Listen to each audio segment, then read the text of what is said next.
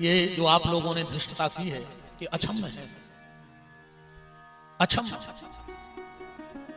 भजन, क्रिया, कर्म, प्रार्थना, याद, त्याग, तपस्या, तीर्थ, इन सबसे बढ़ के अगर कुछ है तो सत्संग है। इन सबसे बढ़ के सत्संग है। और ये मैं नहीं, ये भगवान शिव कह रहे हैं। भगवान शिव ने जब राम जी से वरदान मांगा तो क्या मांगा? बार बार बर मांगहूं हरस देव श्री रंग, पद सरोज यन पायनी भगति। और आखिरी में कौन शब्द आया? सत्संग। और बड़ा आवाज, सत्संग। भगवान राम ने कहा, भोलेनाथ जब तुमने भजन मांग लिया तो अब सत्संग की जरूरत क्या है? सत्संग के द्वारा ही भजन होता है। और जब आपने पहले भजन मांग लिया तो सत्संग की क्या आवश्यकता है? भगवान शिव कहते हैं, प्रभु अगर किसी के पास बहुत कीमती हीरा हो, बहुत कीमती मणि हो, तो उसकी सुरक्षा भी उससे ज्यादा करनी पड़ती है। तो जिसके पास राम नाम की, गुरु कृपा की, शिव कृपा की, संत कृपा की मणि है, और अगर उसके पास सत्संग की तिजोरी नहीं है तो उसकी वो मणि चोरी हो जाएगी। आप लोगों की भी मणि चोरी हो सकती है, पर ये संत बड़े सरल हैं, ये तुम्हें माफ कर देंगे। पर आइंदा इस चीज का ध्यान रखना। तुमने व्यास गद्दी का अपमान किया है, किसी वक्ता का अपमान नहीं है, ये व्यास गद्दी का अपमान है।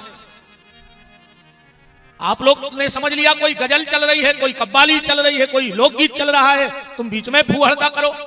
ये तुम्हारे संस्कार बताते हैं।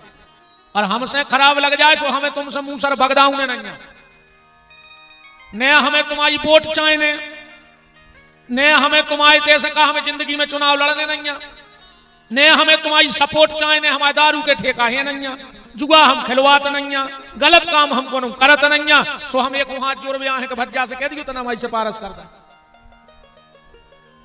हाँ, पर आज एक चीज जरूर आपसे मांग रहा हूं, ना मुझे आपका वोट चाहिए और ना जिंदगी में कभी सपोर्ट चाहिए, पर आज जो तुमने खोट की है वो मेरी झोली में डाल देना। आपका पाप आज मेरा है, क्योंकि मैं आपको गाइड कर रहा था।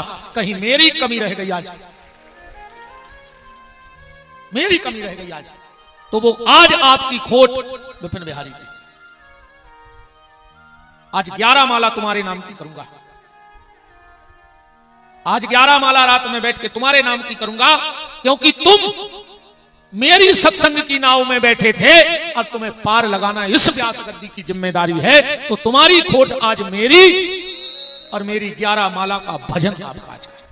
पर आइंदा इस चीज का ध्यान रखना, कभी ये कोई कव्वाली का कार्यक्रम नहीं है, कोई गजल का कार्यक्रम नहीं है।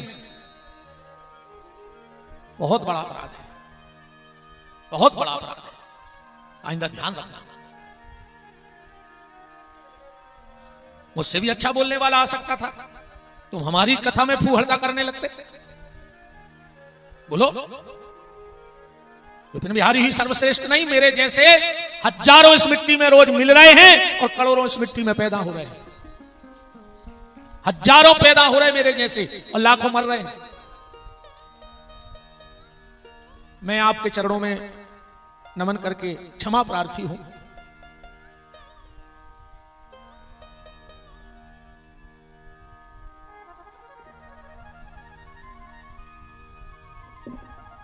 सुनो, अब यहां से सुनो। आज भगवान खुद का अपराध तो क्षमा कर देता है दीदी, पर भगवान से भगवत अपराध क्षमा नहीं होता। प्रबल प्रेम के पाले पड़कर प्रभु को नियम बदलते देखा, खुद का मान भले टल जाए पर भक्त का मान न टलते देखा। ये भक्त अपराध है।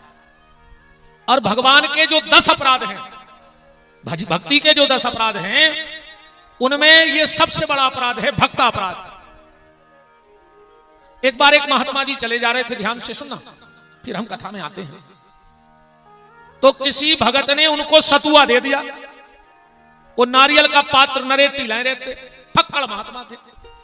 तो किसी भगत ने उनको सतुआ दे दिया, तो बगल में लगा था नल, तो नरेटी में सतुआ घोरा और गर्मी का समय था, तो उन्होंने सोचा कि चलो कहीं बैठ के पा लें। तो एक मकान के यहां गए, छज्जा निकला था, तो उसके नीचे बैठ के बड़े आनंद से महात्मा सतुआ चाटने लगे। उस छजिया पर एक पति पत्नी बैठे थे, पत्नी ने पान खाया था, तो पत्नी ने वो पान की पीक ऐसी थूकी कि वो महात्मा के उस पात्र में गिर गई, ऊपर जो नीचे बैठे थे। अब भाई कुछ गिरेगा बर्तन में तो निश्चित व्यक्ति ऊपर को देखेगा, और जो महात्मा ऊपर को देखे, जो महात्मा ऊपर को देखे, तो उस पत्नी ने अपने पति से कहा, देखो इसने चोला साधु का पहना है और गलत नजर से मुझे देख रहा है। अब पति तो पति तुरंत नीचे उतर के आया, उठाया डंडा और महात्मा में 25 डंडे मारे। अब महात्मा एक ही बात कहे कि राम हमारी गलती क्या है, राम हमने गलती क्या की है, हमें क्यों पीट रहे हो, लहूलुहान कर दिया। उस दुष्ट पापी ने सोचा कि महात्मा मर गया, तो उसको मरा जान करके गुस्से में वापस आया और जैसे ही मकान में पहुंचा एक झटका घला और पूरा मकान बैठ गया।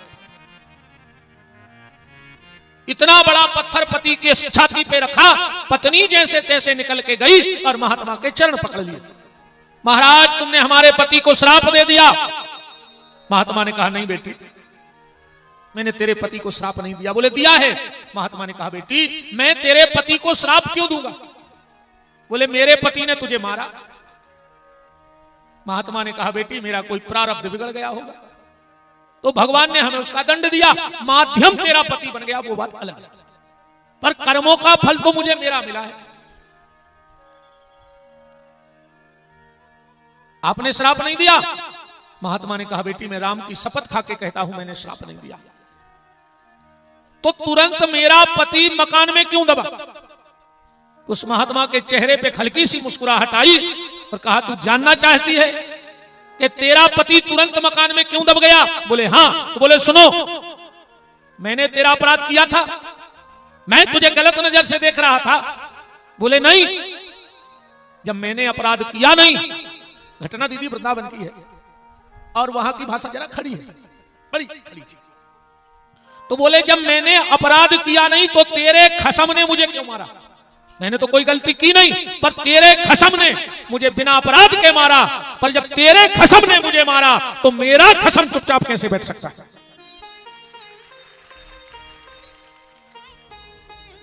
हमने सारे दुनिया के रिश्ते नाते तोड़कर इन महात्माओं ने, कौन कहता है महात्मा ने शादी नहीं की।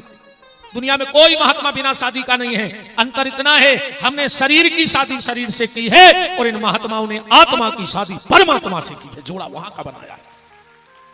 हमने शरीर के संबंध माने हैं और इन्होंने देह भाव से ऊपर, गेह भाव से ऊपर और स्नेह का भाव लगा के आत्मा का विवाह परमात्मा से करा दिया है। सब कुछ छोड़ दिया इन्होंने उनके लिए। तो खुद का मान भले टल जाए, भक्त का मान न टलते देखा, प्रबल प्रेम के पाले पढ़कर प्रभु को नियम बदलते देखा। आज के सारे अपराध हमने ले लिए हैं, लेकिन आगे अपराध अब मत करना। हम सनातनी हैं, हमको बहुत सोच के रहना है, बहुत सोच के रहना है। हम हिंदू हैं और हिंदू का मतलब ही माने हिमालय, जो हिमालय की तरह स्थिर हो। ही माने हिमालय जो हिमालय की तरह स्थिर हो। और हिंदू का मतलब होता है चंद्रमा, जो सबको अपने आचार विचार व्यवहार से शीतलता प्रदान कर दे, वही तो हिंदू है, वरना काय काय हिंदू है। चलो अब अपन लौट गए, वो तो होगा जो सो होगा। आओ कुछ माहौल को बदला जाए, आओ कुछ माहौल को बदला जाए। कुछ अपनी सुना दें, कुछ तुम्हारी सुन लें। आओ माहौल को बदला जाए, कुछ अपनी सुना दें, कुछ तुम्हारी सुन लें, तब जिंदगी का आनंद बन जाए, है ना। अब चर्चा यहां से है क्योंकि हमें आज कार्तिकेय जी का जन्म करना है। तो चर्चा आज की तैसे है एक। आज की चर्चा कहां से है? एक। एक का मतलब एक के बन जाओ। जैसे मैंने अभी कहा ना कि हमने हजारों से नाता जोड़ा, पर इन संतों ने एक से नाता जोड़ा। अब यहीं से कथा को उठा लेते हैं। हमारे हजारों रिश्तेदार हैं, मामा काका फूफा चाचा दादा दादी नाती पोता, दुनिया भर के अलाने फलाने ढकाने हमके शहरी दुनिया के रिश्तेदार हैं, पर इनका एक रिश्तेदार है, उसका नाम है परमात्मा। और साधु का स्वभाव होता है, साधु किससे जुड़ता है? बोले जिसका संबंध राम से है। लक्ष्मण जी राम जी जब वन को जाने लगे तो राम ने कहा कि तुम रुको, माता पिता की सेवा करो। लक्ष्मण जी बोले कौन माता पिता? बोले दशरथ जी, कौशल्या। बोले प्रभु ये मेरे माता पिता जब तक थे जब तक तुमसे जुड़े थे, अब जब तुमसे दूर हो गए तो हम साधु का रिश्तेदार कौन है? जो राम का है वो साधु का है, जो राम से दूर हो गया सो साधु से दूर हो गया। एक परमात्मा से जुड़े रहो, उसके भाव में आ जाओ। ऐसो समझ ले, एक पत्नी ने अपने पति से कही, एक पत्नी ने अपने पति से कहा कि तुम कबहू बाजार करवे नहीं जा, जो कुछ भी खरीदना हो हम ही से खरीदवाते हो, तुम दिन भर घर में रहते हो। पति बोला सुनो हम कामचोर नहीं हैं। तो बोले बाजार क्यों नहीं जाते? बोले हम इसलिए नहीं जाते बाजार कि दुकानदार हमें ठग लेते हैं। ईमानदारी बताओ, आदमी को सौदा लेने जाए सामान और दुकानदार जो बोले वजनदारी में निकाल के दे दे, और वे माताएं काय की,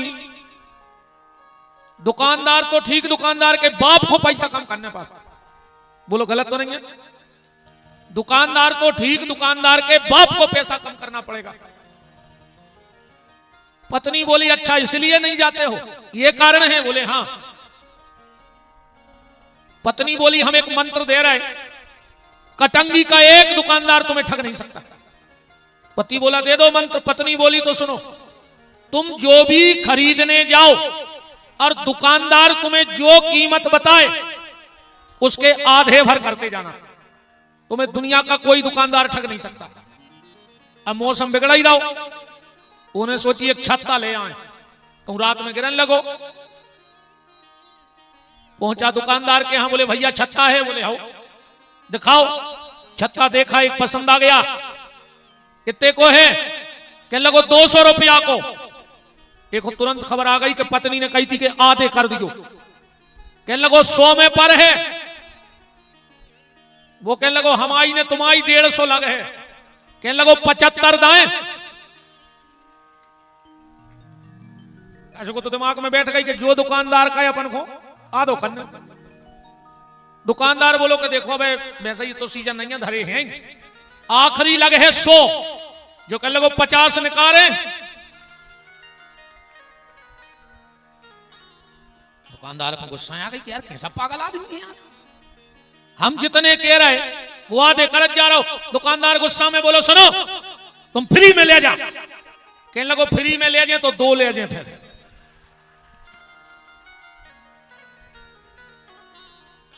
अब इस बात को समझना, अगर वो व्यक्ति एक भाव में रुक जाता तो उसे छाता मिल जाता कि नहीं मिल जाता? क्योंकि 100 तक तो बात आई गई थी।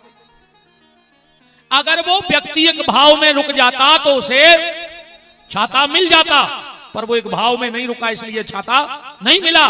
बस यही बात अपने जीवन में उतारना कि जब एक भाव में रुके बिना बाजार का छाता नहीं मिलता है तो परमात्मा के भाव में रुके बिना उसकी छत्र छाया कहां से मिल सकती है? उसके भाव में रुकना होगा आपको। एक भरोसो एक बल एक आस विश्वास, और एक राम घनश्याम हित चातक तुलसी दास। एक कौन है? एक बार स्वामी विवेकानंद जी अपने गुरुदेव रामकृष्ण परमहंस जी के पास गए और बोले गुरुदेव मेरा एक चेला है, अगर उसको कुछ नंबर देने हो तो क्या दोगे? मेरा एक चेला है, अगर उसे कुछ नंबर देना हो तो क्या दोगे? रामकृष्ण परमहंस जी बोले बताओ उसके पास क्या है? बोले उसके पास बहुत पैसा है। बोले 1 0 दे दो। बोले उसका परिवार बहुत बड़ा है। बोले 1 0 और दे दो। बोले उसकी पहुंच पकड़ बहुत दूर तक है। बोले 1 0 और दे दो। बोले वो थोड़ा गुंडा टाइप का आदमी है। बोले 1 0 और दे दो। अब स्वामी विवेकानंद जी उपलब्धि पे उपलब्धि बता रहे और रामकृष्ण परमहंस जी 0 पे 0 बढ़ा रहे। स्वामी विवेकानंद बोले गुरुदेव ऐसे तो लाखों 0 लिख दो, जोड़ लगेगा तो 0 ही बनेगा। और स्वामी विवेकानंद समझ गए कि आज गुरुदेव से कुछ मिलने वाला है। बोले गुरुदेव मैं मानता हूं कि मान सम्मान धन दौलत सब जीरो है, पर इस जीरो की कीमत कैसे बढ़ेगी। रामकृष्ण परमहंस मुस्कुराए बोले, नरेंद्र उस जीरो के आगे एक को खड़ा कर दो तो जीरो की कीमत 10 गुना अपने आप बढ़ जाएगी। मतलब ये संसार में रहो, ये संसार में रहो, पर उस एक परमात्मा के बन के रहो। अगर वो साथ रहेगा तो ये सब की कीमत बढ़ जाएगी, तुम्हारे धन की कीमत बढ़ जाएगी। क्यों? अगर भगवान से जुड़े रहोगे तो वो धन अच्छे काम में लगेगा, लगेगा कि नहीं? धन धन हो जाएगा, और ना फिर पूरी जिंदगी धन धन धन धन, और आखिरी में मोड़ी मोड़ा लिखवा दे पिताजी को निधन, खेल खत्म, मर जाओ, मर जाओ प्यारे। उस एक ईश्वर से जुड़े रहो, अंत में वही काम आएगा। तो धन भगवान से जुड़ जाए, मन भगवान से जुड़ जाए, तन भगवान से जुड़ जाए। कल श्रद्धा रूपी पार्वती शिव को हिमांचल ने अर्पण कर दी, कन्यादान कर दिया। शिव महापुराण में लिखा है कि व्यक्ति को अगर मनुष्य तन मिला है तो 12 दान जरूर करो चाहिए। अगर मनुष्य तन मिला है तो 12 दान जरूर करो जिंदगी में, ये महादान है 12। सबसे पहले है सोना दान, स्वर्ण। हम ऐसा नहीं कह रहे कि हमें लगा दीजो, इतने जगह ही नहीं है दादा, हम खुदाई पे 10-20 लाख को पहला से। हम ये बात एक नहीं करें कि दान की, हम ज्यादा दान की चल चक्कर रहेंगे ना, आदमी सोचे कि वो तो लग गया अपनी दुकान लगावे। जब अपनी बेटी का विवाह करो तो छोटे छोटे सोने के कान के फूल, अब बात जावी बहुत गहराई से पकड़ियो, कान के जो झुमके होते हैं वो पति के नहीं लगते, कि लगत है ससुराल दहे चढ़ाए में कान के झुमके नहीं आते, मां बनवा के देती है घर से। क्यों देती है? क्या परंपरा है ये? इन चीजों को ढूंढो, पर अब अभी तक पता नहीं है तो अब काय चक्कर में पड़ रहे हैं। अब तुम्हें हम कहा समझाएं, सूरज वे को टेम होगा, अब समझ वे को टेम है बच्चों, अब सूरज वे को टेम यहां है, अब समझ वे को टेम तो गाओ, कभी समझ हो। अब तो छोटे छोटे कान के झुमके अपनी बेटी को दे देना। दूसरा है चांदी, चांदी का दान जरूर करना जीवन में एक बार। फिर है तिल, तिली, तिली महादान में आती है, जीवन में एक बार तिल का दान, ये महापुराण कह रहा है तिल का दान करना। जीवन में एक बार घृत को दान जरूर करियो, और हम तो जीवन में एक बार नहीं, अपने बच्चे के जन्मदिन पे नियम बना लो कि एक पाव घी बगल के मंदिर में दान करेंगे। और आज को आदमी इतना होशियार है कि वो काय हो करने, वो घी दान एक हो करने, पंडित जी से कह दियो कि पंडित जी इस घी के दिए भगवान के सामने हमारे बेटे या बेटी के नाम से जलाना, क्योंकि जिनके घर का दिया भगवान के मंदिर में जलता है, उसके घर का दिया भगवान कभी बुझने नहीं देते हैं।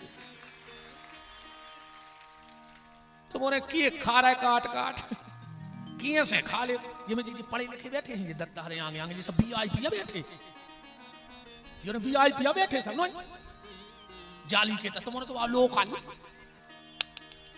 पीछे लोकल, ये VIP नहीं, ये करे सत्यानाश पूरी, पीछे वार खुश हो गए। अच्छा तुम्हारे वो केक खा कैसे लेते, मैं तो जा बताओ, आधा घंटा बच्चा मुंह में थूक भरे रहते, कहीं बुझाओ मोमबत्ती, वो न दो, सो केक में नई डिजाइन बन गई, पूरे में थूक के बेबकबूदा से बन गए। अब कहीं काटो, मोड़ा ने चक्कू से काटो, कहीं अंकल को चटा दे, आंटी को चटा दे, सो पूरा थूक आंटी चाटे आई और पूरा थूक अंकल चाटे आए। नहीं आंटी को शर्म लगी, नहीं अंकल को शर्म लगी। तुम्हें शर्म आनी चाहिए। जिस दिन तुम्हारे कुल में दिया जला, उस दिन तुम अपने घर में बच्चे से मोमबत्ती बुझवा रहे हो, तुम माँ बाप हो के कसाई, पहले तो ये बताओ। आज तुम दिया बुझा रहे हो उसके जन्मदिन पर, भगवान ना करे कभी वो बुझा दे। अरे जिस दिन बेटे बेटी का जन्मदिन हो, जितने साल का हो गया हो, यहां ले आओ, हनुमान जी के मंदिर ले जाओ, बच्चे से उतने घी के दिए जलवाओ, और हनुमान जी से कह के आओ कि हनुमान जी एक दिन तुम्हारे घर के मंदिर की जगह कम पड़ जाए, पर हर साल घर से हमारे एक दिया बढ़ के आना कम ना हो जाए। तो घी को दान जरूर करियो बच्चों के जन्मदिन पे। पर आदमी के महाराज अगर हमने मंदिर में दाओ आको पुजारी ने नहीं जलाओ, उन्हें खुदा ही चुपा के रगड़ लेंगे। भाई आदमी बहुत कौआ है आज को, कुछ ने कहानों की सोच लेते पहले। तो एक काम करियो, जब तुम 200 को घी दान कर रहा है तो 5 रुपया की फुलबत्ती और में डुबोई दीजो। अब महाराज तुम पहला तो चचोड़ने ले भाई अगर तुम्हें विश्वास नहीं है कि ऐसे न हो तो बाबा जी रगड़ जाएंगी तो फुलबत्ती और दे दे। अब तो जले हैं कि पहला खा जाने चुने चुमर आ जाए। वस्त्र दान जरूर करना जीवन में। किसी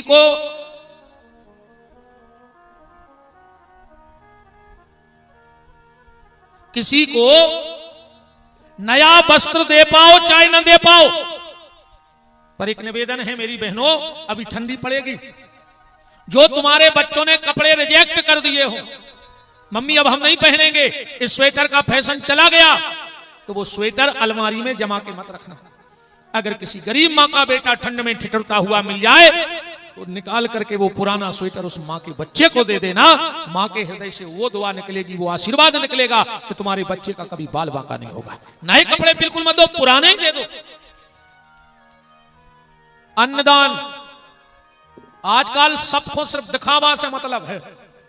अबे हम जैसे को कहते पहुंच जान दे क्षेत्र में काजू किस्मस लाए फिर का गुरुजी हाथ लगा दे, हमका भूखो मर रहा है। हमने कहा काजू नहीं खाए कि जबलपुर जिले में आके देखे हमने, हम जैसों को काजू लाए फिर लाए और घर के दरवाजे 2 दिन को भूखो, तुमसे 2 रोटी मांगत मांगत भग गओ जब तुमने अपनी नक कटाई काय करवा लाई। हम जैसों को काजू किशमिश खिलाओ चाहे ना खिलाओ, पर अगर घर के दरवाजे कोई भूखा आ जाए, आप पैसे को मना कर देना, आप कपड़े को मना कर देना, आप गेहूं देने को मना कर देना, पर अगर आपसे कोई रोटी मांगे कि भूख लगी है 1 रोटी दे दो, तो अगर तुम्हारे घर में 1 रोटी हो तो आधी रोटी उसको दे देना। अगर वो तुम्हारे घर से भूखा चला गया तो तुम्हारी कई पीढ़ियों के पुण्य नष्ट हो जाएंगे। सिर्फ रोटी के लिए किसी को मना मत करना, बाकी कर दो, कोई चंदा लेने आए मत दो, हमें कोई, हम ज्यादा टेंशन नहीं पड़े, पर रोटी के लिए तुम्हारे घर से किसी को। कई आदमी आजकल कोई मांग व्यवहार आते, बाबूजी कुछ मिलेगा, वे कहते हैं आगे बढ़ो, कहते को नहीं, हमने भाई ना हम कह देते का सब मर गए, अन्य हमारे हो तो मर जो जैसी तोरे मन में भगवान सही करे, तोरे घर को न बच्चे। भाई जब तुम जाई कह रहे कहते को नहीं आगे बढ़ो, तो भगवान के घर में को नहीं रहे, अब जो ही भूत कहीं फरत रहे।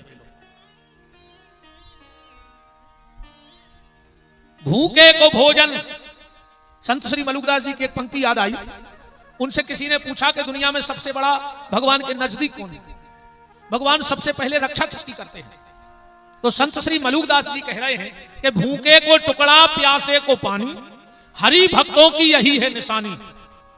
और दूबा साठी, दूबा साठी का मतलब है दूबा, दूबा तो जाने चढ़ाते, उसकी लाठी को डंडा बनाओ, कितो डंडा बने दूबा को। दूबा साठी संतन मारे तो चक्र सुदर्शनता को जारे। भगवान को आदेश है कि जो कोई रोटी खुआ रहा हो और वो धोखे से को दूबा की लठिया मार देवे तो सुदर्शन तुमको नाश कर दी, वो परिवार हो जाए। अन्नदान जीवन में जरूर करना। इसके बाद है गुणदान, गुड़ महादान में आउट है, जीवन में गुड़ का दान जरूर करना। फिर है नमक दान, नमक महादान में है, जीवन में नमक का दान जरूर करना। हम एक बात बताएं और इस पे हमें कहने में शर्म नहीं लगती, दीदी जो हमारे पिताजी हैं आज भी भिक्षावृत्ति करते हैं। हाँ, नहीं पंडितों को जो अमास पुण्य मांगत ना, हमारे पिताजी आज भी मांगते हैं। और मेरा जन्म स्थान है सागुनी पुरेना, सागर जिले में, सुर्खी विधानसभा में। और अगर हम आज भी गांव में अमावस्या पूर्णिमा को पहुंच जाएं तो पिताजी हमें आटा मांगने भेजते हैं आज भी, और हम जाते हैं, हमें कोई शर्म नहीं। तो जब पिताजी हमें पहले छोटे में भेजते थे आटा मांगने, तो माताओं में नमक की डगलियां मिला देती आटे में, फिर हम थैलियां कर लेते, सो हम भारी चढ़ चढ़ाते। इनको नमक की डगलियां मिलावे की क्या जरूरत थी, घरे आके छानने और परतते, डगलियां भी इनने परतते। पर जब इन सब संतों की कृपा हुई, पुराण पढ़ा तो लगा कि पहले की माताएं बड़ी समझदार थी, इसलिए वो नमक का दान करती थी। फिर एक दान है कूस मांडव, पेठा महादान में आता है। पेठा जीवन में एक बार पेठा का दान जरूर करना। फिर है भूमि दान, भूमिदान जरूर करना चाहिए जीवन में, पर अब दिक्कत है कि खुदाई खोदे अबे तो पिलाट नहीं ले पा रहा है। अबे तो गाय बैल के राजा रजवाड़े को 50 एकड़ लगा दी, अब तो वे मंदिर की खाजे, अब वे मंदिर की छुड़ा ले। बोलो ये भज्जा जे को जो चला रहे हो सो खबर राखी को दद्दा ना, हमारी शिशुपाल कैसी घींच माए धरी जाए, तुम्हारे तो बैठे नहीं चे, हमारी है बिल्कुल सीध में, हम इतने आ गए तो फिर चलो सुझे को ध्यान रखो दद्दा। अरे न तुम तो बाद में उसके दो सॉरी, हमारी तो सीताराम हो जाए, चला तो रहो मनो हमारे इतने लिया जो कैमरा नो ऐको सीधो फिर गाओ तो बरबरी कैसी मूड धरी रहे मोरी प्रज्ञा धाम में। भूमिदान कैसे करना चाहिए ध्यान से सुन लो। अगर कहीं कोई मंदिर बन रहा हो, आप एक बोरी सीमेंट भेज दो, रेत भेज दो, ईटा भेज दो, तो तुम्हें भूमिदान का फल मिलेगा। जीवन में कन्यादान जरूर करना। अगर भगवान ने तुम्हें बिटिया दी हो तो बहुत अच्छी बात है, ना दी हो तो परिवार में किसी बेटी का कन्यादान करना। देखो बेटा माता पिता को मरने के बाद पानी देगा कि नहीं देगा इसकी कोई गारंटी नहीं है। किसी को अपने बच्चे की गारंटी कि मरने के बाद हमें पानी देगा? बेटा मरने के बाद पानी देगा कि नहीं देगा इसकी कोई गारंटी नहीं है। पर बेटी जीते जी अपने मां बाप को बैकुंठ दे देती है। जिस दिन बेटी के हाथ पीले पिता करता है उसी दिन बेटी अपने माता पिता को बैकुंठ के दरवाजे खोल देती है। बेटी जीते जी मां बाप को बैकुंठ का अधिकारी बनाती है, और बेटा मरने के बाद पानी देगा कि नहीं देगा इसकी कोई गारंटी नहीं है। कैसे अब पानी दाए कैसे ये देन देवे जब, ये तो जिंदा में नहीं देन दे रही। एक बात कहें कि जब सेवक मात पिता के हते, सतयुग में, त्रेता में और द्वापर में, और कलयुग में, कि जब सेवक मात पिता के हते अब सेवक होत लुगंजन के। कलयुग में न दद्दा के सेवक, अब तो सासो तीरथ ससुरा तीरथ, तीरथ साला साली है, और दुनिया के सब तीरथ झूठे चारों धाम घरबारी है। तेरे बाप से मेहरबान है और ससुर से कह रहे पापा जी, तुम्हारे मुंह में बाप से मेहरबान है, मुझे ससुर आ रहे पापा जी आपकी बहुत याद आ रही थी। बेशरम बताइए मार जा फांसी लगा के।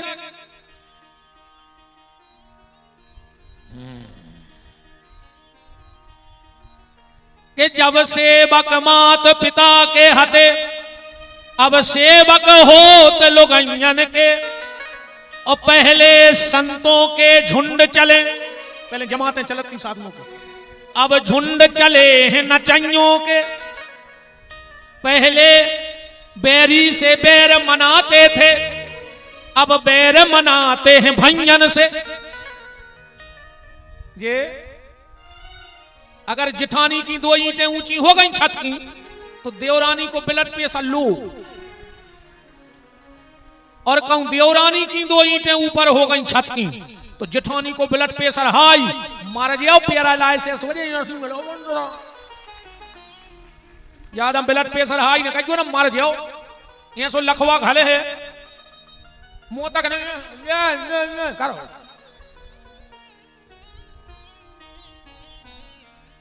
कि पहले बैरी से बैर मनाते थे अब बैर मनाते हैं भंजन से, और पहले पापी का सिर कटता। इस देश में पहले पापी का सिर कलम कर दिया जाता था कि पहले पापी का सिर कटता अब सिर कटते हैं गंजन के। अब गाय का सिर काटा जा रहा है इस देश में। अकेली गैया बचाओ ने नेताओं को चुनाव की साल, बस जो 6 महीना चुनाव के बचे और उनने गौ यात्रा इनकारी। जो सफेद कुर्ता पजामा पहने गैया बचावे फिर रहे हैं, इनके बंगलों पे कुत्ता बंधे हैं, 20-20 हजार के नौकर लगे उनको। अकेली वोट के लाने गौ माता की जय। बताओ एक आध नेता को बंगला में बांधे हैं गंगे? गौ भक्ति करो, गौ माता है, राष्ट्र माता बनाओ ने। क्या समय आ गया साहब। ठीक है, कन्यादान जरूर करियो, जो कछु हम गौ चाह रहे हैं जीवन में। जीते जी बैकुंठ दे देती है बेटी। जीवन में गौदान 3 बार करो चाहिए। गौदान कितनी बार करना चाहिए? 3 बार। कब? जब तुम्हारे यहां संतान होवे, गौदान जरूर करो। क्यों? क्योंकि उसका जो प्रारब्ध होगा बच्चे का, वो गौदान से कट जाएगा। दूसरा, जब बेटी का विवाह करो तो गौदान जरूर करो, और घर में जब बहू आवे तो तुम गौदान करो। बहू के हाथ से गौदान जरूर करवाओ। और आखिरी समझाएगा कि अब कब करने के बात वही बता दें कि जब मरन लगो वो कि पहले खुद खुश वही कर लीजिए एक बेर। बच्चे के जन्म पे, बच्चे के विवाह पे और हमारे मरण की तैयारी पर गौदान 3 बार गौदान करो चाहिए। तो ये 12 दान हर व्यक्ति को करने चाहिए। तुम्हारा जीवन अपने आप सुंदर हो जाएगा। राजा हिमांचल ने अपनी बेटी का कन्यादान किया और हाथ जोड़ करके बोले भगवान शिव से कि भोलेनाथ कुछ दहेज ले लो। बगल में खड़ो तो ना दिया सो हंसन लगो। शंकर जी बोले तुम काहे हंस रहे? कहने लगो बे दहेज की कह रहे। शंकर जी बोले सो ना दिया, बोलो ले आई ले आओ, सो धार हो कहां दद्दा। मान के चलो ने फ्रिज दे दो, कबारिया में पिलक फंसे हो। भाई मकान भी तो हो, सामान खो। शिव जी बोले नहीं नहीं मुझे कुछ नहीं चाहिए। बोले तो एक काम करो, कुछ हाथी घोड़ा ना दिया, बोलो एक न दे दियो। पूरी गर्मी हमें बांधे रहे, वही बारी अच्छा रहे, खुद बैठे रहे। शिव जी बोले नहीं नहीं मुझे हाथी घोड़ा भी नहीं चाहिए। हिमांचल राजा बोले फिर हमारी बिटिया काय से ले जाओ। शिव जी बोले कि हम तो साधन लाए हैं। ना दिया, बोलो और का, अब सिंगल चलते, अब डबल चलो, हमारे ऊपर बैठो। भगवान शिव ने पार्वती को कहां बिठाया? बैल पर। बैल माने धर्म। जो धर्म पर बैठ करके शिव के घर में आई, उसी दिन से इन माताओं को एक डिग्री मिल गई, धर्म पत्नी। धर्म पे बैठ के। और आजकल कहते हैं मैडम, जो दिन भर पति को बजाए डम डम डम, सो मैडम। अंग्रेजी में कहते हैं wife, this is my wife. दिन भर कैंची से पति की काटे लाइफ। पत्नी को मतलब क्या हो? पत्नी जो पति से रेवे तनी तनी। पत्नी जो पति से रेवे तनी तनी और खूब खर्च करवावे वो की मनी। तुम तो अंदाज करी को 10 मिनट कम घरवारी अच्छी मीठी बोल लेवे तो समझ लियो कि 2-5 हजार की धोर गलत है। अब तुमको ये 2 टाइम तो अच्छी बोलता ही, या तो माँ के जाने हुए, एक दिन अपेल से पूरा व्यवहार बदल जाता है। आपको हम कल खाना बना के रख देंगे, आप खा लेना। एक तो आप खाते नहीं हो तो हमारा वहां मन नहीं लगेगा।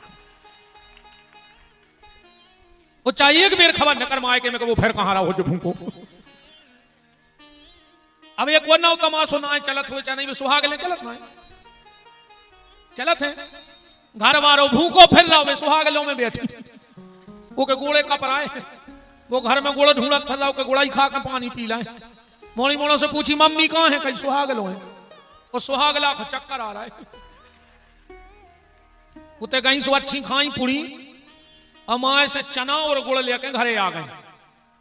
कहूं कहूं बर्फी बना सुख बारे थे गीली, तो मुट्ठी में दबा रहे, सब घेना सी हो जाता। शाम को ले आके घर वाले को दे देते कि तुम खा ले, तो घर वालों का घोरवा आए, तुम पुड़ी खाया यो को चना ले आई के लिए घोरवा जे तुम खा ले। अरे राम राम राम, हमें बिल्कुल दिक्कत नहीं है बहन जी, खूब सुहागले करियो। पर जो ना सुहागले हुए वो दिन सुहागला को भर टाइम से रोटी खुआ दीजो। सवेरे का जो आओ सुहागला, वो कह जो हमारी सुहागले हैं जो तुम रोटी खा ले। कहा सही कह रही कि नहीं? देखो भी बजा रहा था अपनी के महाराज, अब बन गई तो।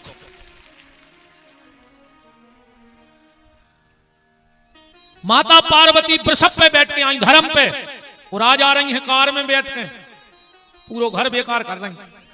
बोलो वो धर दो सोनम ने मार के बेचारे दूसरे के लड़का को, नहीं धर दो। अरे पार्वती जी बैठी चली जा रही हैं। पार्वती सोच रही है अब घर आहे, अब घर आहे अब घर आहे, अब जोन चीज है वो कहां से आ जाए। चलत चलत कैलाश पे पहुंची। शिव जी बोले देवी उतर जाओ। पार्वती ने सोची बहुत देर के चल रहे हैं तो एक बार जाके नीचे रेस्ट कर रहे होंगे, 2 घंटा हो गए रे। पार्वती जी बोली भोलेनाथ घरे नहीं चल रहे। शंकर जी बोले कौन के? पार्वती बोली अपने। शंकर जी बोले 2 घंटा से घर आइए बैठे, इतनी तो प्रॉपर्टी है ही अपने थे, जो चबूतरा हो जो बारी जाको पेड़ो। पार्वती बोली तुमने मकान नहीं बनवाओ। शिव जी बोले देवी प्लाट तो ले लाओ है। कहां? बोले कटंगी में। शंकर जी को प्लाट हो जो कटंगी में गारंटी से। ऐसा कौन गांव नहीं है जहां शंकर जी को प्लाट न हुए? मार घटा बताओ ऐसा कौन गांव है जहां शमशान घाट न हुए? ये शंकर जी के प्लाट है डर सब। पार्वती बोली जब प्लाट ले लो तो मकान का नहीं बनवाओ। शिव जी बोले देवी भूतों ने कब्जा ठोक दो है, केस चल रहा है, जैसा ही अपने पक्ष में फैसला आओ और अपन ने कुटी सैंक्शन करवाई,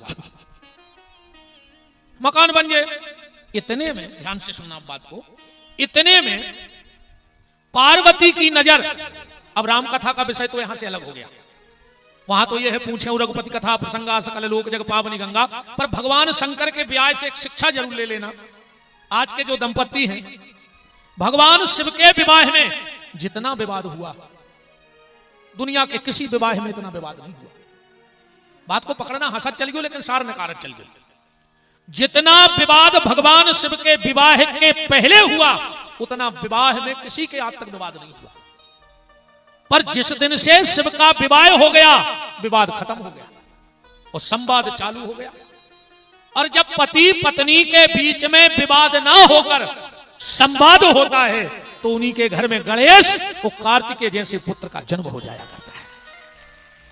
इसलिए दाम्पत्य जीवन को विवाद मत बनाओ, संवाद बनाओ। शंकर जी की शादी के पहले विवाद फिर संवाद, और अपन में शादी के पहले भयंकर संवाद।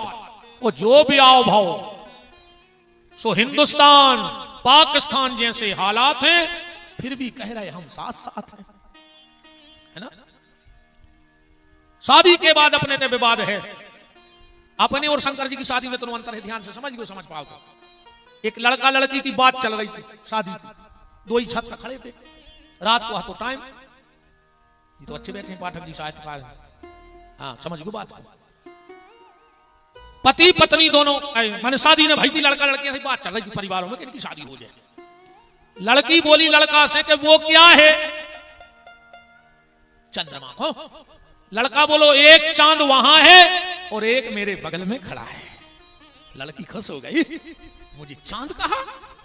उपमा, साहित्य में उपमा उपमेय से श्रेष्ठ होती है कि नहीं होती? साहित्य में उपमा उपमेय से श्रेष्ठ मानी जाती है। जैसे हम कहते तुम तो चांद को टुकड़ा हो, चाहे धरे हो चूल्हे कैसे कर ले, कहने पर तुम तो चांद को टुकड़ा हो। उपमा उपमेय। और समझ में नहीं आया तो हम आए थे तो एक खतरनाक उपमा देते थे।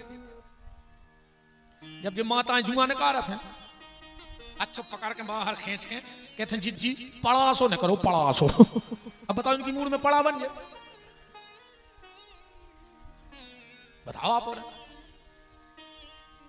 तो लड़की ने कहा वो क्या है? लड़का बोला एक चांद वहां है, एक मेरे बगल में खड़ा है। लड़की बोली पिताजी शादी करे हैं तो यही लड़का से, वो हमें चांद कह रहा हूं। तो शादी हो गई। 1 साल बाद फिर 2 ही छत पे खड़ी भाई शादी की। लड़की ने फिर वही अदा में पूछी वो क्या है? लड़का बोलो तुम्हारी का 2 ही फूट गई, तुम्हारा बाप या लालती अल्लाह ठाड़ो, तुम्हें नहीं दिखा रहा हो कि चंद्रमा है। क्या हालत है अपन की शादी के 1 साल बाद। संवाद पति पत्नी में होना चाहिए, विवाद नहीं होना चाहिए। क्योंकि जो आज के पति पत्नी हैं वो कल के माँ बाप होंगे, और जो आज के माँ बाप हैं वो कल के पति पत्नी थे। संस्कार तुमसे मिलेंगे, पति पत्नी से। अच्छा मम्मी पापा लड़े और बच्चा दूसरे कमरा में थप्पड़ी बजावे गाय, बोले काय? बोले बिना टिकट को सर्कस घर ही हो तो रोज न किराओ लगने ने खर्चा ले मजा सर्कस को 2 ही नमूना लड़ रहा है, बाल बच्चे मजा ले रहे। संस्कार। जिंदगी कैसी हो? बचपन कृष्ण की तरह हो हमारे बच्चों का। बचपन कैसा हो? कृष्ण की तरह नटखट चंचल। उछलता कूदता बचपन हो, जवानी कैसी हो, राम के जैसी हो, मर्यादा में कसी हुई। बचपन कृष्ण की तरह हो, जवानी राम की तरह हो, और बुढ़ापा, जैन साहब बैठे हैं, बुढ़ापा भगवान महावीर की तरह हो, तो समझ लेना कि जीवन धन्य हो गया, सबसे मुक्ति हो जाए बुढ़ापे में। सिर्फ उससे मिलने की चाह, भगवान महावीर की तरह, जिनका सूत्र था कि जियो और जीने दो। आज का लोग कह रहे पियो और पीने दो, खुद भी पियो दूसरों को पीने दो, जबकि भगवान महावीर का सूत्र था जियो और जीने दो। पर बुढ़ापा भगवान महावीर की तरह हर व्यक्ति का निकलना चाहिए, भगवान श्री ऋषभदेव की तरह निकलना चाहिए, श्री भरत की तरह बुढ़ापा होना चाहिए। तो वहां तो रामायण का विषय लगा, अब शिव पुराण में आओ। पार्वती की नजर शिव जी के सिर पे पड़ गई, गंगा को देख लिया। भोलेनाथ, जब मैं आ गई हूं तो तुम्हारे पास ये दूसरी पत्नी कौन है? शिव ने कहा देवी ये गंगा है। तो सिर पे बिठा लिया। बोले गंगा गंगेति यो भ्रूयात योजना नाम सतैरपि मुंचते सर्व पापेभ्या विष्णु लोकम सगच्छति। विष्णु पुराण का श्लोक है। अगर 100 योजन से गंगा को नाव ले लो जाए तो विष्णु लोक की प्राप्ति हो जाए।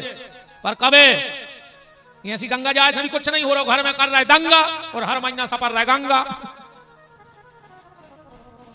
अच्छा तुम उन्हें बताओ कितने जने गए थे गंगा जी? अब कुंभ पर हो तो आदमी ने बन रहा हो तो सब गए थे। कितने सुधार गए? हाँ तो छज्जू। वो दिन से एक दिन मंदिर को नागा ने भाव जो अंदर गंगा सफर के लौटी है 100 आदमी। हाँ तो छज्जू एक ही जना को नागा नहीं भाव। वाह चलो गंगा जावे बारों में 400 हते, हाथ उठावे बारी में 1 2 बच्चे। मैंने कछु मतलब नहीं करो काय।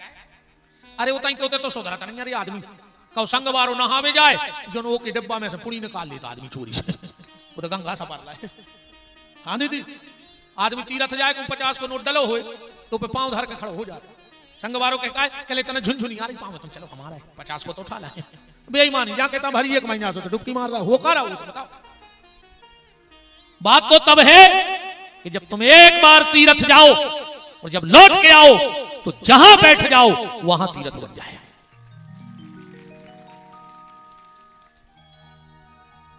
मैंने अभी पूज्य विद्यासागर जी महाराज के 1 वर्ष निर्वाण के होने पर मुझसे कुछ शब्द निकले थे, वो बड़ा वायरल हुआ था। मैंने कहे थे, किसी ने उतनी क्लिप काट के फेंक दी। मैंने कहा था कि जीवन भर तन रहा नंगा पर मन से रहे चंगा। जहां जहां से निकल गए उतनी बह गई धर्म की गंगा, वो भारत के स्वाभिमान का तिरंगा। ऐसे थे पूज्य विद्यासागर जी महाराज। तो तुम एक बार गंगा जाओ, एक बार तीरथ जाओ और फिर तुम जहां बैठ जाओ वहां तीर्थ बन जाए। जैसे उदाहरण के तौर पर पूज्य प्रज्ञानंद जी महाराज कई तीर्थों में गए पर जब लौट के कटनी में बैठे तो प्रज्ञाधाम तीर्थ ही बन गया। इसके पहले यहां क्या था? क्या था बताओ? तीर्थ ऐसे जाओ कि फिर तुम जहां जाओ तहीं तीर्थ हो जाए। नहीं ऐसे कुछ नहीं हो रहा, तुम तो हर महीना सफरो, ऐसे तो तुम घरे सफर रहे हो क्या रहा। बदलो। पार्वती ने कहा भोलेनाथ इनको सिर पे क्यों बिठाया? ध्यान से समझना, गंगा कौन है, कहां से आई, कैसे विवाह हुआ। ये राजा हिमांचल की बड़ी बेटी है गंगा। जिस वक्त माता पार्वती जंगल में तपस्या कर रही थी शिव को पति बनाने, उसी समय गंगा घर में बैठ करके शिव को पति मान बैठी थी और तपस्या कर रही थी। एक दिन पार्वती आई और पूछा कि गंगा दीदी तुम किससे शादी करोगी? गंगा बोली हमने तो प्रतिज्ञा ही कर ली, शिव मतलब शिव। पार्वती ने सोची जी है बड़ी, अब पहले शादी हुई है, इनकी पिताजी पूछे इनसे हम रह दे, क्या करें कि गंगा हट जाए रास्ता से। बोले दीदी तुम्हें सही में करने शादी? बोले हाँ। तो बोले परसों अपने ते दुर्वासा ऋषि आ रहे हैं, अगर उनने तुम्हें आशीर्वाद दे दो तो शिव जी तुम्हारे पति बन जाए। गंगा भोली भाली बोले जा बताओ क्या करने पर? उनके पांव पड़ ले। बोले पांव तो पड़ गई ना, महिलाओं से पांव पड़वात नहीं है। बोले फिर? बोले बे जैसे आवे तुम 1 लोटा जल भर के उनके मुंह पे मार दी को बस। अब बताओ दुर्वासा जैसे बाबा को तो जल मार दे। भोली भाली गंगा। पहले बहुत डरा तो आदमी शराब हो, अब गांव में वो सबसे खास कहावत है ये को शाम को शराब दे देवे। बताओ ईमानदारी से। और आजकल के भैया हर की दोस्ती जे नए नए बैठे हैं सामने, इनकी जे हो जा, इनकी दोस्ती पता है कैसी है? जे कहते तुम्हें दोस्ती की कसम है, एक पेक तो ले नहीं पा रहे, कहते कछु कछु कहते ने पियो तो हम मरो मुंह देखो। हमने भैया ना हम तुम्हारे मुंह पे लात धर कर चप्पल सी को चढ़ देते तुरंत। काल मरत देश भाई मर जा, दारू खोरों से भाई विधि क्या है? जो शराब में डूबा उभरा नहीं जिंदगानी में, वो लाखों घर मिट गए बोतल के बंद पानी में, हजारों घर बर्बाद हो गए फिर भी आदमी पी रहा हो। दारू तुम पी रहे, अब बेचारी भोग रही हमारी बहनें। दारू तुम पियो मार जे खाएं, दारू तुम पियो गाली जे खाएं। तुमने से एक काम करियो, एक आध दिन अच्छी पी के आवे कम तो भीतर से लगा जो कुंडी अच्छी एक घुटी ऐसी मारी को पीठ में कि हड्डी टूटे ने उन्हें पाए ने हफा ने तो सवेरे को बता पे है कि लोग आई ने मारो वो कुत्ता से खोचर है हफ्ता घरे। अरे एक हफ्ता में यहाँ ने ओपिनियन लगे सो एक फिर दाई अपने आप छोड़ दे। कहा दारू खट्टे आई कर रहे हो। दुर्वासा ऋषि आए, गंगा ने जल भरा, वो दुर्वासा के मुंह पे मार दिया, आंखें लाल हो गई महात्मा की। है कन्या, शायद तू जानती नहीं कि मैं महात्मा दुर्वासा हूं, तूने मेरे ऊपर जल फेंका है, जा मैं तुझे श्राप देता हूं, तू नारी का देह छोड़ दे और इसी समय जल बन जाए। जो गंगा लड़की थी वो पात्र में जल बन गई। जल में से आवाज आई, त्राहिमाम त्राहिमाम, भगवान मुझे तो ये पता था कि आपके ऊपर जो जल फेंकता है आप प्रसन्न होते हो। दुर्वासा ने ध्यान करके देखा, वो ये तो गड़बड़ होगा बात, या तो बिटिया निर्दोष थी। बोले बेटी श्राप तो मिथ्या नहीं हो सकता, श्राप मिथ्या नहीं हो सकता, पर अब तू साधारण जल नहीं रहेगी, यहां से सीधे ब्रह्मा के कमंडल में जाएगी। और जब भगवान का वामन अवतार होगा तो इसी जल से भगवान के चरण धोए जाएंगे और तू पतित पावनी गंगा के नाम से जगत को पावन करेगी। जैसे ही वो जल आकाश को चलने लगा, उसमें से आवाज आई, पार्वती तूने मेरे साथ अच्छा नहीं किया है, अब मेरा शरीर तो रहा नहीं, तो मैं तो शिव की पत्नी कभी अब शरीर से बन नहीं पाऊंगी जब शरीर ही नहीं रहा, पर मैं तुझे भी अब ऐसे नहीं छोड़ूंगी। जा मैं तुझे श्राप देती हूं, तू शंकर की पत्नी तो बनेगी पर शंकर के पुत्र की मां बनने का सौभाग्य तुझे कभी नहीं मिलेगा। ध्यान से सुनते जाना। गणेश जी का जन्म शंकर जी से नहीं भाव, उपटन से भाव है। वो कार्तिकेय जी को जन्म भाई हम सुना ही रहे कि पार्वती के नहीं भाव, कैसे भाव भाई आप सुन भाई बारे। गंगा चली गई, वामन अवतार हुआ, चरण धुले, फिर राजा सगर के 60,000 पुत्र, असमंजस, अंशुमान, बड़ी लंबी चर्चा है ऊपर तो। फिर भागीरथ भाई अबे गंगा ले आए, और गंगा जैसे ही शिव के जटों में आई, शिव ने कहा देवी जाओ भागीरथ के पुरखा तारो। गंगा बोली हम कहूं नहीं जा रहे, जो हम इन्हें सब नाटक करो। तो बोले काय? बोले हमें आपसे मिलने तो, ब्रह्मा के कमंडल से मुक्त होने दो। शिव जी बोले देवी चली जाओ, उसके पुरखा तार दो। बोले नहीं, अगर आप मुझे 3 वरदान दोगे तो मैं भागीरथ के पुरखा तारूंगी। भगवान शिव ने कहा बताओ 3 वरदान कौन से? गंगा ने कहा भोलेनाथ अब मैं आपकी शरीर से पत्नी तो बन नहीं सकती, तो मुझे अपनी मानसी पत्नी होने का अधिकार दे दो। मानसी माने मन में, इसलिए गंगा मन में बैठ गई, सिर पे बैठ गई। दूसरा वरदान, आपकी जो पहली संतान होवे वो मेरे गर्भ से होवे। भगवान शिव ने कहा तथास्तु। और भोलेनाथ तीसरा वरदान ये चाहिए, जैसे गौरी शंकर का नाम दुनिया एक साथ लेती है तो ये दुनिया वाले मेरा और आपका नाम भी एक साथ लेवे। भगवान शिव ने कहा जाओ देवी, आज से हमारा और तुम्हारा नाम भी लेंगे लोग। इसलिए हम क्या कहते, हर हर गंगे। हर माने शिव और गंगा का नाम एक साथ लिया जाता कि नहीं लिया जाता? पार्वती जी ने कहा अच्छा ऐसी बात है, ठीक है। तो अब समय सत्संग में बीतने लगा भोलेनाथ का और शिव जी का। एक दिन शिव जी घरे ने हते और नारद जी आ गए। अब गुरु जी आए, पार्वती के बड़ी सेवा खुशामद भई, और पार्वती बोली कि गुरु जी तुम्हारे चरणों की कृपा से सब ठीक ठाक चल रहा है, बेबी बहुत अच्छे हैं। हाँ जी, माताएं चाहे तो 2 मिनट में घरवाले की बेलू बढ़ा देती और न 2 मिनट में सीताराम कर देती। कब वो प्रेम से बोला क्यों कहिए सुन रही आई जी क्या कहते हैं आई जी इतना बड़ा अधिकारी बना दो 2 मिनट में पुलिस को उसको आई जी बना दो आपको गुस्सा में हो तो डब्ल्यू के पापा तुम मैंने 2 कौड़ी किया कल वो मूर्ख भी बना है ना।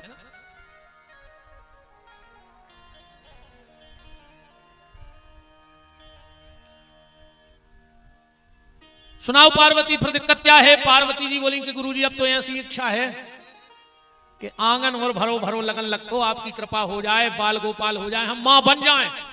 नारद जी बोले देवी तुम मां भली नहीं बनी अब मनो शंकर जी पिताजी बन गए। अब बताओ यार कू के घर ऐसी बात करे आओ तुम कू की पत्नी से कह दो कि तुम मम्मी नहीं बनी मनो तुम्हारा घर बारो पापा बन गओ बताओ का तुझे वो घर की तुम और कल्पना करो जैसे तुम्हारे घर कू के आए जा कि तुम मम्मी नहीं बनी मनो बे पापा बन गए। तो पापा बन पाओ चाहे नहीं मनो बे पापा बना दे तुम खूब आंट के। इतना कह के नारद जी तो चले गए। शाम को जब भोलेनाथ आए पार्वती ने कहा स्वामी मैंने सुना है तुम पिता बन गए। शिव जी बोले हां बन तो गया हूं। क्या कह रहा है बोले हां मैं पिता बन गया। देवी शायद तुम्हें याद नहीं है कि तुम्हें गंगा ने श्राप दिया था कि मेरे पुत्र की तुम मां नहीं बन सकती। पार्वती को याद आ गया तो कहा कहां है पुत्र। शिव जी बोले सुनो देवी ध्यान से सुनना। एक तारकासुर नाम का दैत्य हुआ उसने भगवान शिव के पुत्र से मरने का वरदान मांगा और उसी लिए देवताओं ने विवाह कराया। एक दिन देवता गए बोले भोलेनाथ तुम्हारा तो विवाह हो गया पर हम लोग तो जाएंगे तई वो सब परेशान है तारकासुर से। अब शिव जी ने सोचा कि पार्वती को श्राप है मेरे पुत्र की मां बन नहीं सकती तो क्या करूं। ध्यान से सुनना बात। भगवान शंकर ने हिमालय की गुफा में तेज रखा।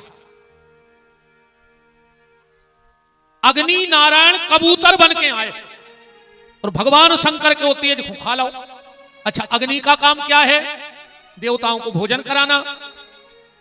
आप लोगों ने ध्यान किया हो कभी कौन देवी देवता को हवन करवाओ तुम घर में गणेश जी को शंकर जी को राम जी को दुर्गा जी को पर पंडित जी हर मंत्र के पीछे के हैं स्वाहा स्वाहा जो कहा है स्वाहा। मंत्र किसी भी देवता का हो पर हर मंत्र के पीछे बोलते ना स्वाहा स्वाहा। ये अग्नि नारायण की पत्नी है यज्ञ नारायण की। इनकी 3 पत्नियां हैं स्वाहा स्वधा और मातृ। अग्नि नारायण की आंखों पर 1.25 हाथ के पलक डले हैं उनको दिखता नहीं है तो तीनों पत्नियों का काम अलग अलग है।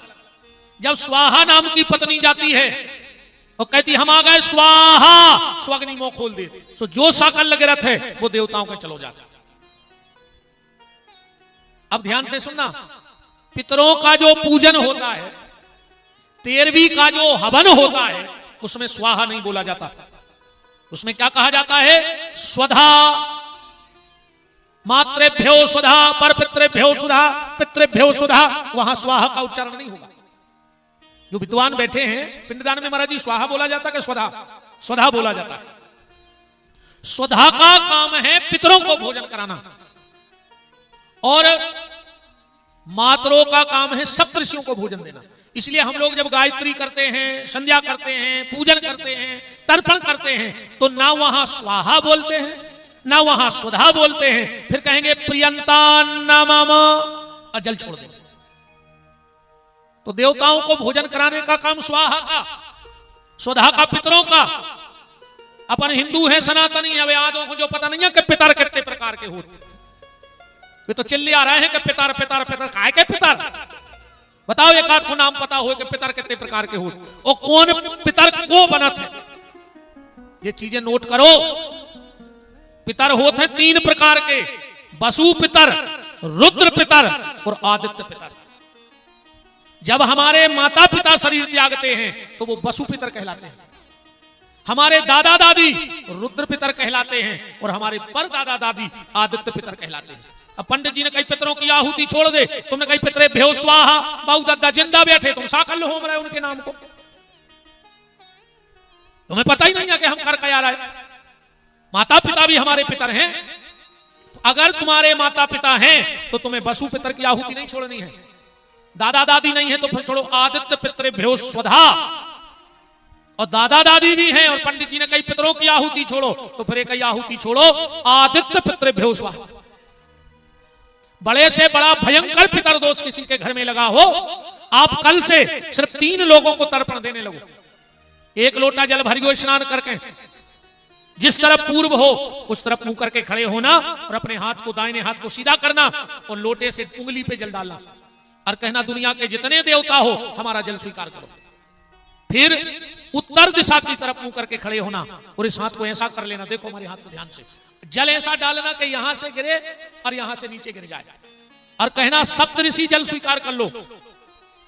अब फिर दक्षिण दिशा बाएं हाथ की तरफ मुंह करना और हाथ को ऐसा करना, यहां से जल डालना कि अंगूठे उंगली के बीच से गिर जाए और अपने गोत्र का नाम भल ले लेना और कहना हमारे गोत्र के जितने पितर हैं उनको जल स्वीकार हो जाए, क्योंकि हमारे यहां वो परंपराएं हैं।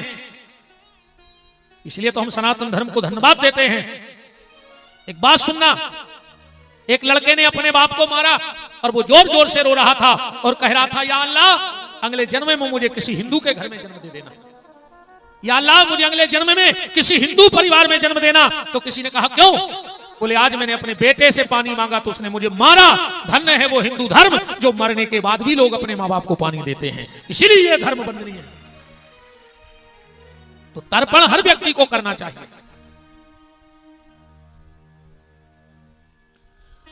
तो बात समझ में आ गई। अग्नि नारायण ने कबूतर बन के वो शंकर जी को तेज खा लो। अब अग्नि को काम है देवताओं को भोजन करावो, पूरे देवताओं के पेट में वो शंकर जी को तेज चलोगा, पूरे गर्भ रहेगा सब में। देवता घबरा गए कि अब क्या करें, तो हिमालय में जाके उल्टी करी वो तेज। हिमालय भी वो तेज ने समार पाओ, सबको तेज आए। वहां से नदी की धार चली और वो पूरा तेज आके गंगा में गिरा। उस सरकंडे के घास में वो एक बालक बन गया। उसी समय विश्वामित्र निकले। बहुत ध्यान से बात को समझना। इस बालक ने कहा मेरा नाम रखो। विश्वामित्र बोले मैं क्षत्रिय हूं और ये कर्म ब्राह्मण का है। इसने कहा अगर तुमने मेरा नाम रख दिया तो मैं तुम्हें आशीर्वाद देता हूं, तुम क्षत्रिय के शरीर से ही ब्राह्मण हो जाओगे। इसलिए वो थे तो ब्रह्म ऋषि, पर कार्तिकेय के आशीर्वाद से राज ऋषि बन गए। इनका हाँ राजस्व से ब्रह्म ऋषि बन गए। सबने मान लिया महाराज उनको ब्रह्म ऋषि, और वशिष्ठ जी ने नहीं माना। तो एक दिन विश्वामित्र ने सोची कि ये कई विरोध कर लो, एक हटा दे, अपनो एक छत्रराज हो जाए, एक आदमी विरोधी हटा दे। विश्वामित्र जी गए वशिष्ठ को मार वे रात में। तो संयोग देखो अरुंधति बोली कि स्वामी एक बात बताओ, जब पूरी दुनिया विश्वामित्र को ब्रह्म ऋषि मान चुकी, राज ऋषि से, तो तुम काहे नहीं मान रहे? और ये विश्वामित्र ने कहा अब मिले है सही मौका। कान लगा के खड़े हो गए। बोले सुनो देवी, विश्वामित्र में सारे गुण ऋषियों के और ब्राह्मणों के आ गए, बस एक गुण अब क्षत्रियों को है। बोले क्या? बोले बात बात पे क्रोध करता है, बात बात पे क्रोध करता है। जिस दिन क्रोध त्याग देगा उसी दिन मैं उसे गले लगा लूंगा। विश्वामित्र ने फेंकी तलवार और जाकर वशिष्ठ के गले लग गए कि आज से क्रोध का त्याग। यही से ना जो वशिष्ठ से लड़ सका वो ताड़का मारी छोड़े नहीं मार पाता, पर वचन दे दिया था कि हम क्रोध नहीं करेंगे कभी जीवन में। तो नामकरण हुआ कार्तिक के महीने में। कार्तिक के महीने में सप्तऋषियों की 6 पत्नियां गंगा स्नान करवे आई, और एक बड़ो प्यारो लल्ला परो शंकर जी को बेटा। 6 ही लड़ बैठी। बोले को हम पाल हैं, बोले हम पाल हैं, पहले हम दूध पिले। अब उनमें 6 में झगड़ा होने लगा। उस बालक ने कहा लड़ो मत, मैं 6 माताओं का दूध एक साथ पीऊंगा। और एक चेहरे के कितने चेहरे किए? 6। उन माताओं का नाम था कृतिका। कातक में लगा था कृतिका है। कातक के महीने में जो माताएं नहा उठो, कातक नहा उठो का नहीं गाथु यो तोले सा महारानी, नमो नमो हरि की पटरानी, नमो नमो जिनकी हम दासी बेईने मेले। एक माता जी गई 2-3 जगह तुलसी धार वे, सो मिल गए रजगीरा के लड़ुआ। सो सब बेखाला मोड़ी मोड़ों ने, सो सब तो गा रही थी जिनकी हम दासी बेईने मेले, और वे गुस्सा में गा रही थी जिन्हें खो रहे पुआसे बेईने मेले। हमारे लड़का मोड़ी मोड़ा खा गए। है ना। 6 माताओं का दूध, 6 कृतिका माताओं का दूध एक साथ पीने के कारण इनका नाम क्या पड़ गया? कार्तिकेय। पार्वती जी ने अग्नि से पूछा कहां है शिव जी का तेज? बोले मैंने देवताओं के पेट में भेज दिया। देवताओं से पूछी, बोले वो तो हमने हिमालय पे उगलता हूं। हिमालय से पूछी, बोले हमने गंगा में बहा दो। ढूंढती ढूंढती पार्वती और कहां पहुंची हैं? गंगा के घाट। और उन 6 कृतिकाओं से कुमार कार्तिकेय जी को लाई हैं। इंद्र हाथ जोड़ के आ गए, बोले भोलेनाथ हमारी इच्छा है कि तुम्हारे बेटे का जन्म उत्सव इंद्रलोक में मने। एक दिन की कह के गए सब देवता और 1 महीने तक उत्सव चला। फिर भगवान शिव ने कहा तो जाओ, तुम 1 दिन की कह के गए थे और 1 महीने तक उत्सव चला, आज से इस पूरे महीने का नाम ही कार्तिक का महीना पड़ जाएगा। हर महीना की कथा है, चैत कैसे पढ़ो, बैसाख कैसे पढ़ो। कार्तिकेय जी का 1 महीने तक जन्मदिन चला, इसलिए इनका नाम, महीने का नाम कार्तिकेय पड़ गया। ऐसे कार्तिकेय जी का जन्म हुआ। अब हम गणेश जी के जन्म को और कर दें, बाकी चर्चा कल आपसे करेंगे, क्योंकि आज जरूरी है गणेश का जन्म हो जाए।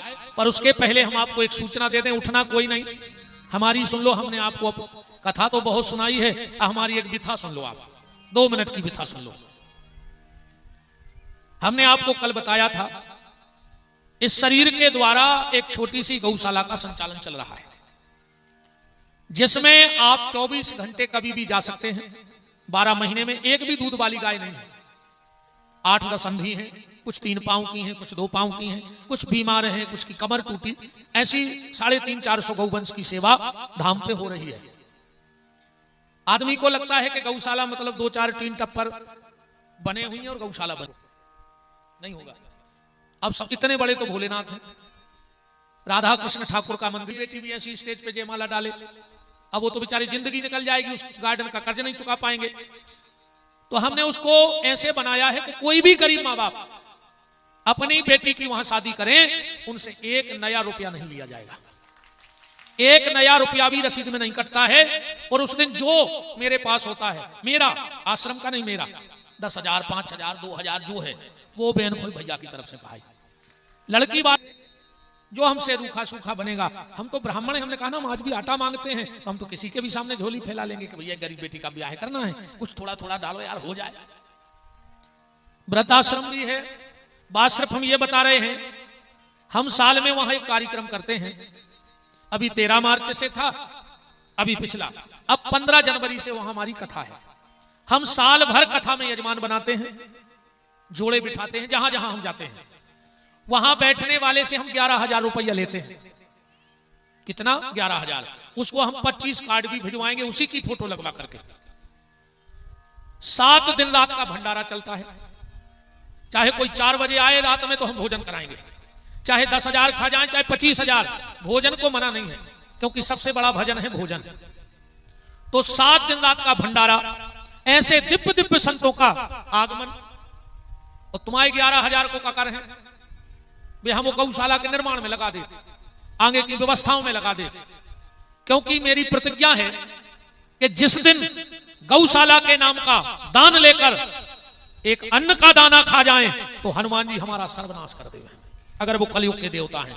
और अगर इन 7 साल में मैंने आश्रम का एक अन्न का दाना खा लिया हो, 7 साल चलाते हो गए आश्रम को, पानी के अलावा अगर एक अन्न का दाना खा लिया हो, पैसा तो बहुत अलग बात है, या 1 पैसे का डीजल मेरी गाड़ियों में जल गया हो गौशाला का, तो हनुमान जी हमें अभी मार डालें अगर उनमें दम है तो। 50 रिश्तेदार ले आओ, हम पूरी पूजा की सामग्री आपको देंगे, आपको बिल्कुल सुबह थाली लग के मिल जाएगी। इस बार 18 पुराण होने, 18 वक्तात्व के लिए पुराण का पाठ करेंगे। जीवन में कोई 18 पुराण नहीं करवा सकता, और 11,000 में अगर 18 पुराण का पूजन करने का सौभाग्य। और पैसा कहां जा रहा है? गौशाला में, गैया की सेवा में, गौरी की सेवा में, बूढ़े की सेवा में। मैं 7 दिन रात भंडारा चलता है। हमारे इस बार यजमान थे, ये बैठे हैं सुदामा जी, दमोह जिला भोरासा से। इनसे पूछो, राम कुमार भी बैठे साहब जी, ये यजमान बने थे। हमें भोजन करते देखा आप लोगों ने आश्रम का। एक दिन ये लोग नहीं माने, बोले गुरुजी आप खाते नहीं। हमने कहा तुम घर से आटा लाए? बोले हाँ। हमने कहा जाओ जहां तुम रुके हो वहां से 2 कक्कड़ बना के लाना। हमारे माँ बाप भी बैठते हैं उस कथा में, 7 साल से बैठ रहे हैं। हमारा पूरा भोजन पानी अलग, माता आती है हमारी माँ, और वो हमें 4 रोटी बना देती हैं, सुबह 4 शाम बना देते हैं। तो हमें तो आपका भोजन भी नहीं करना उस पैसे का, और ना किसी प्रकार का कोई धन हमको वहां से चाहिए। हमारा उद्देश्य यह है कि गरीब बेटियों का विवाह होता रहे, अंधी लंगड़ी अपंग अपाहिज गौ माता की सेवा होती रहे। और ये गौ सेवा की प्रेरणा मैंने 2 लोगों से ली, एक तो पूज्य विद्यासागर जी महाराज से और दूसरी पूज्य मलूक पीठ वाले राजेंद्र दास जी महाराज से। मैं जैन समाज को भी हृदय से धन्यवाद देता हूं। जगह जगह पूज्य विद्यासागर जी महाराज ने कई गौशालाओं का निर्माण कराया और व्यवस्थित गौ सेवा हो रही है।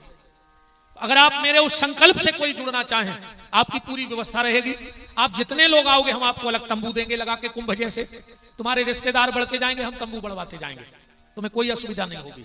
हाँ, यह हो सकता है कि रोटी में कभी नमक कम पड़ जाए तो उसका स्वाद मत लेना, बस इस भिखारी के भाव को देखते रहना, मेरा भाव देखते रहना। कोशिश करूंगा बहुत अच्छा हो, पर आपकी सेवा में कमी नहीं रहेगी।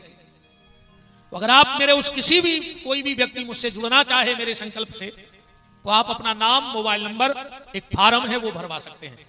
आपको 2 फोटो देनी है, हम आपको 1 महीने पहले सारी सूचनाएं देंगे, आपके कार्ड बनवा के भिजवाएंगे, फोटो मंगा के व्हाट्सएप के माध्यम से।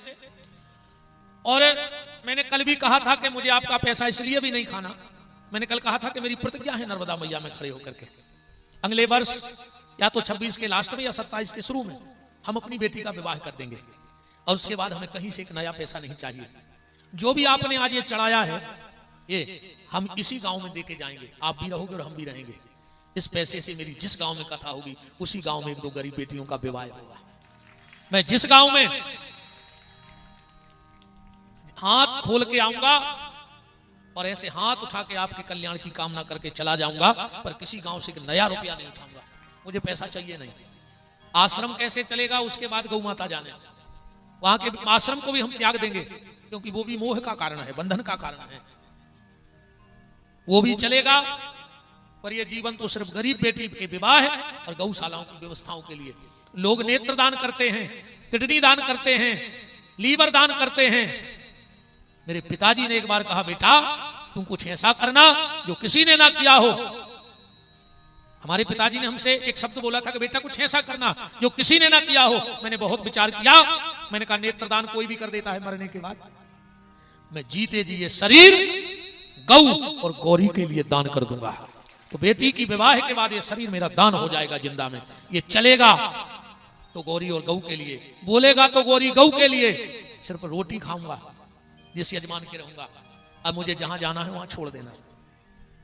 अगर आप मेरे संकल्प से जुड़ना चाहें तो आप सादर आमंत्रित हैं। एक भगत ने 1100 रुपए भी दिए थे हमें गौशाला के लिए, उनके लिए भी बहुत बहुत धन्यवाद है। हमको जरूरत है, हम भाई देखो बहुत बड़े आश्रम के मालिक है नहीं, हमारे पास कोई दूसरी आय है नहीं गौशाला की कि 10-20 एकड़ जमीन नहीं होती। तो हम तो कथा से जबरदस्ती को से नहीं, जिन्हें जो दे दो सुले जाके उते लगा देते और न दे जजमान बिल्कुल न बनियो। पर 15 जनवरी खबर राखी, वो सुर्खी फूल लाइन पे आश्रम है जो नहीं कि तुम जजमान ने बन पैसा न दे उतरे दे तुम्हें। अरे यहाँ दादा तुम तो अच्छी जो चकाचक खजोर अच्छी कथा सुनियो। ठीक, तो जो भी अगर गौशाला के लिए कुछ दान देना चाहें तो आप बिल्कुल दे सकते हैं।